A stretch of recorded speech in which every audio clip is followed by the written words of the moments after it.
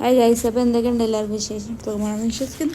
അപ്പോൾ ഇന്നത്തെ പുതിയൊരു വീഡിയോയിലേക്ക് എല്ലാവർക്കും സ്വാഗതം. അപ്പോൾ ഞാൻ ഇന്ന് കാണിക്കുന്നത് ഡൽഹിയിലെ കറണ്ട് ബില്ലിനെ കുറിച്ചാണ്. അതായത് ഡൽഹിയിൽ കറണ്ട് ബില്ല് 2000 രൂപ വരെ വരികയാണെങ്കിൽ നമുക്ക് ഫ്രീ ആണ്. അപ്പോൾ അതിന് മേലേക്ക് വരികയാണെങ്കിൽ ഇപ്പോൾ 200 രൂപ ആണെങ്കിൽ 200 രൂപ വെച്ചിട്ട് അടയ്ക്കണം. അപ്പോൾ നമുക്ക് 2 മാസമായിട്ട് ഇപ്പോൾ ഫ്രീ ആയിട്ടാണ് വരുന്നത്. അതായത് നമ്മൾ ഗീസർ, കെറ്റിൽ അങ്ങനത്തെ ഒക്കെ യൂസ് ചെയ്യുന്നുണ്ട്. പക്ഷെ എന്നിട്ടും പേയ്മെൻറ്റ് റിക്വയർ എന്നാണ് കാണിക്കുന്നത്.